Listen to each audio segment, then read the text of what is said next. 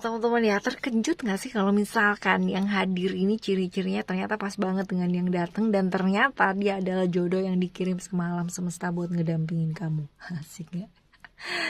Ayo ya, nggak usah lama-lama, kita baca ya. Kita bakalan ngelihat ciri-cirinya kayak apa sih ya. Terus ya, habis itu kita baca lagi ceritanya dia kayak gimana, dan untuk bisa ketemu sama dia, dan kalaupun udah ketemu ya, apa sih yang sebaiknya kita lakukan.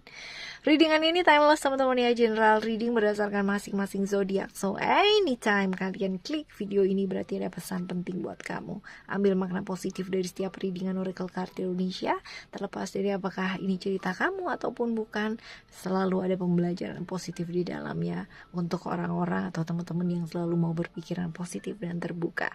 Still in this channel Oracle Card Indonesia channel, remember for always subscribe, like, and giving a positive comment. So have a great, with a beautiful word for you. Oke, teman-teman Gemini ya, untuk teman-teman Gemini kita baca yuk ya. Nah, untuk teman-teman yang menghendaki personal reading atau private reading, silahkan kontak ke oraclecardindonesia@gmail.com ya. Alamatnya ada, alamat email ya maksudnya ya, bukan alamat rumah lah ya.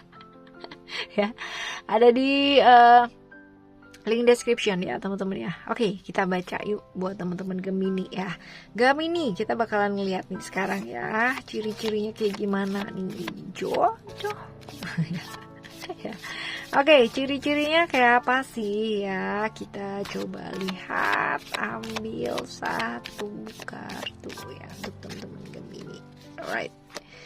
Right. Ada power, ada Aries, ada Mars ya. Dan kartu ini kalau misalkan kita lihat ya, Mars ini adalah kartu di mana ya, ini mencerminkan ujian, hambatan ya, hal-hal seperti itu. Sedangkan Aries sendiri ya, ini adalah ya orang-orang yang bersifat apa sih, kayak kaku gitu ya. Kalau misalkan kita lihat ciri-cirinya, oke ya, ini orang yang penuh energi sebenarnya. Orangnya tuh semangat teman-teman ya, semangat, penuh dengan energi ya, lebih ke kayak ke agresif ya. Jadi penuh energinya mengarah ke keagresifan gitu ya. Dan juga orang yang logis teman-teman ya, orangnya logis terus tegas juga ya, tapi lebih ke kaku sih ya, seperti itu. Ini adalah sosok pelindung ya. Jadi kalau misalkan kamu ternyata berjodoh dengan dia ya, ini adalah orang yang bisa melindungi kamu ya. Seseorang yang gak suka bertele-tele gitu ya, gak ngomongnya tuh harus sampai ke Z, itu dia gak usah muter-muter gitu ya, tinggal puter balik aja gitu ya. Artinya gak suka bertele-tele, orang yang nyata ya dalam tindakan itu, dia suka melakukan hal yang nyata, bukan di awang-awang gitu. Dan seorang pemimpin yang baik ya. Jadi kalau misalkan kita lihat ya, ciri-cirinya tuh seperti itu teman-teman ya. Jadi oke sih ya, tegas, orangnya energi banget gitu ya, penuh dengan energi.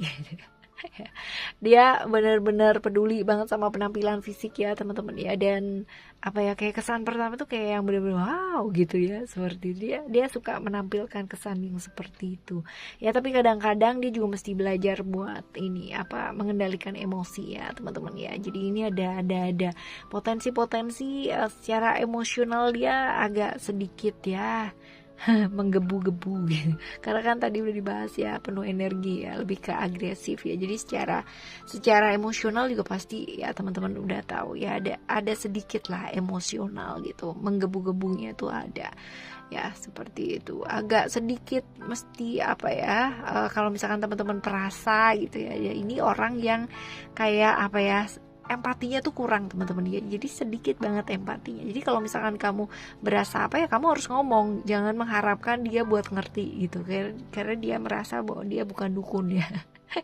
Kayak gitu. Tadi udah dibahas ya di depan bahwa dia nggak suka orang yang bertele-tele. Jadi dia nggak suka ngabisin waktu dengan kayak kalau kamu marah diem gitu kan ya, dia nggak suka. Lebih baik kamu ngomong gitu, karena aku nggak ngerti apa yang kamu ngomongin kalau kamu nggak ngomong sama aku ya. Intinya seperti itu teman-teman ya. Tapi good ya, bagus ya, nggak ngabisin waktu gitu kan. Kadang ada yang namanya kalau marah tuh diem gitu ya, dan berharap pasangannya tahu. Nah ini nggak bisa ya. Kalau kamu berharap kayak begitu ya, sampai kapan dia juga nggak akan tahu kalau kamu marah gitu ya. Oke, selanjutnya coba kita lihat ya, ceritanya dia nih seperti apa sih. Kita ambil 3 kartu ya untuk teman-teman. Coba kita lihat untuk ciri-cirinya dia juga ya, dan ceritanya dia. Oke, the right and then yes. Oke.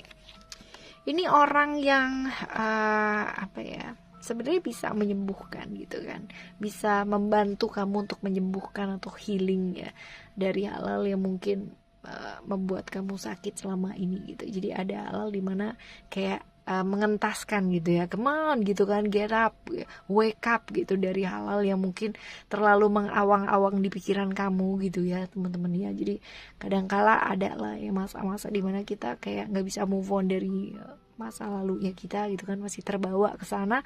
Nah ini orang yang menyadarkan gitu loh, ayo come on gitu kan, ayo wake up gitu, sudah dan sudah. Nah ini orang yang bisa seperti itu teman-teman. Dan juga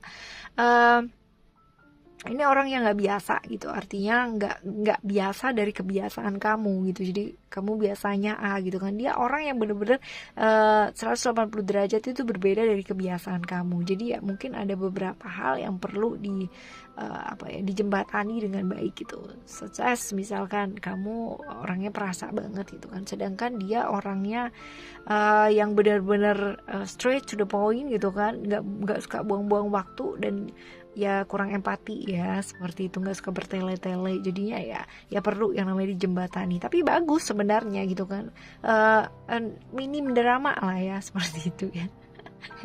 ya. Lalu kalau misalkan diketahui dia adalah orang yang bisa dia ngerti apa yang mau dia lakukan dalam hidup gitu loh teman-teman dia. Jadi bukan yang kayak model ya udah deh jalan aja, go ahead gitu kan, nanti di tengah jalan kayak gimana gitu ya, enggak ya. Tapi dia ngerti apa yang dia mau, dia ngerti apa yang mau dia lakukan ya, seperti itu. Cuman kadang-kadang ya kan, kadang-kadang karena satu atau dua hal gitu dia menunda sesuatu hal. Nah seperti itu. Jadi ada cerita-cerita seperti itu. Nah kan sebenarnya dia orang yang oke sih ya, orang yang oke ini.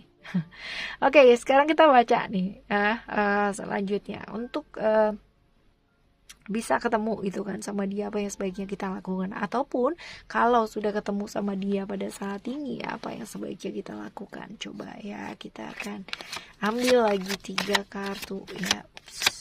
This jumping card ya, we got 2 cards. Kita dapat 2 kartu lagi ya. Oke. Alright ya.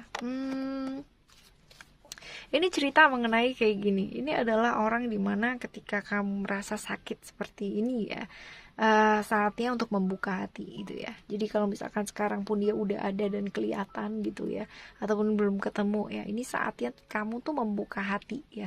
Kemarin-kemarin mungkin sakit hati, kemarin-kemarin mungkin yang mengalami satu hal yang benar-benar membuat kamu merasa aduh udah deh cukup, enough gitu kan, aku udah nggak mau dan apa.